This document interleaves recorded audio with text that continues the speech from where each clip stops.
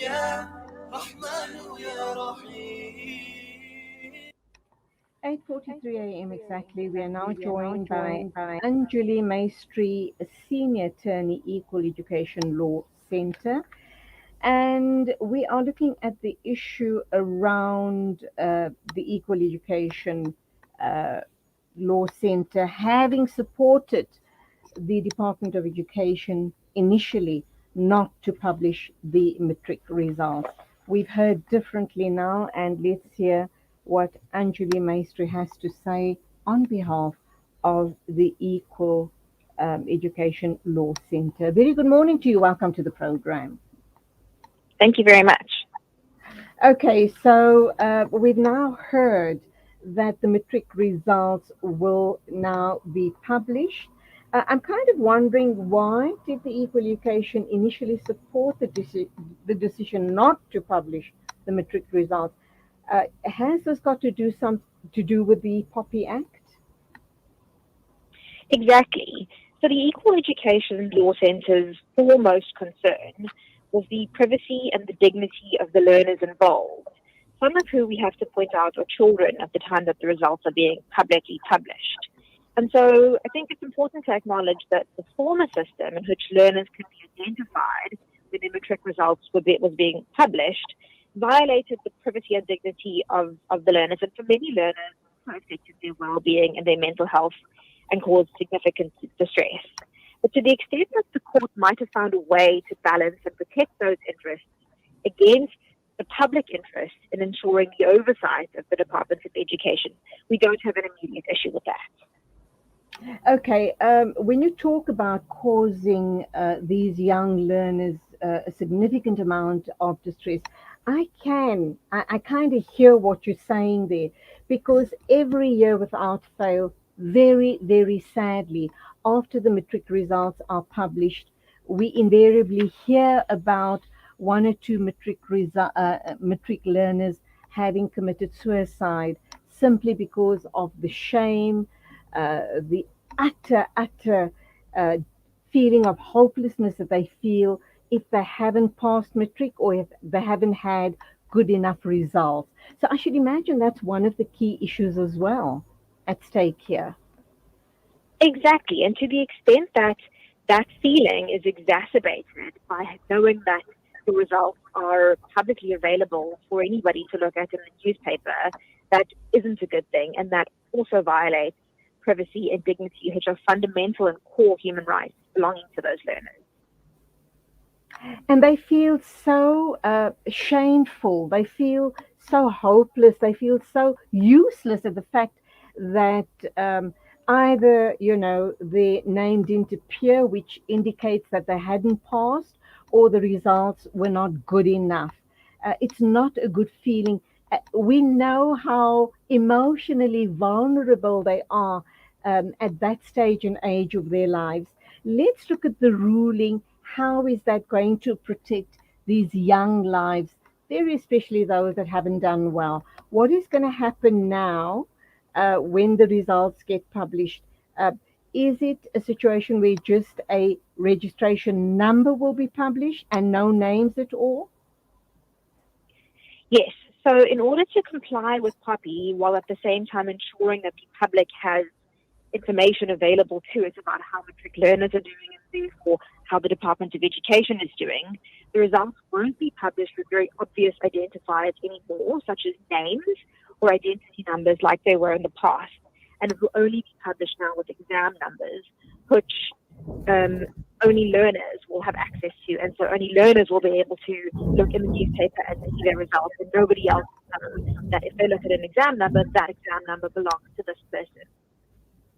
Anjuli, you've just mentioned something which I believe is also very, very important. In the past, the learners' ID numbers were published as well. What sort of risks do we face when we have ID numbers bandied about like that in the public? I mean, it's all the obvious risks that you're obviously referring to, fraud, and the fact that learners can actually be identified and have the public know that this is the learner's identity number and this is the results that learner has achieved in matric. Okay. Does the Equal Education Law Center, are you guys comfortable enough with the court ruling and the way the results will now be published? Because obviously, learners in rural areas, learners from low income homes, etc., who don't necessarily have access, uh, to get the papers or have sufficient data to get onto different media platforms to check out results. They obviously would be dependent. A whole group of young people would probably share one newspaper and share the results, etc. Exactly, and that's why we are incredibly happy that while the results might be available in newspapers, for learners that are not able to access newspapers, they are also able to access going to their school directly to getting the results. So it's not that the Department of Education is making the results available in newspapers only, and that's the only way to be able to access results, but they will also be available on other platforms, including being able to go to the school directly to get them. So, from what you've just outlined on the show this morning, what you're saying to me, thank goodness, it's really a win win situation both ways. We will have to see how it plays out. So it's difficult to say without at least a year passing, or at least the newspaper results being published, to say that for certain. But on the face of it, and with the information that we have available to us, it does seem as if there is no immediate concern. Of course, there's the other issue as well, and we're talking bottom line, we're talking earnings, and there is obviously media houses that are dependent on advertising, very especially with matric results. It's a huge opportunity for them in terms of their advertising revenue streams. They took umbrage to the fact that. The results wouldn't be published because they were complaining that they might lose huge amounts of revenue. Uh, Now that the situation has changed, I don't think they have anything to worry about. I mean, I'm not in a fantastic position to speak on behalf of the media houses because our concern is obviously related more to children. But it Sure, does seem sure. that with the publication of the results missing the names, I wonder whether or not it will be the case that people will have as much of an avid interest in buying the newspaper in order to see results where they're not able to access the children's identification and names. So it becomes a blank space um, for people to purchase the newspapers in order to satisfy their interest in whether or not matric learners are doing well generally. But it, of course, will mean that matric learners themselves will be buying the newspapers. So hopefully it balances all of those interests.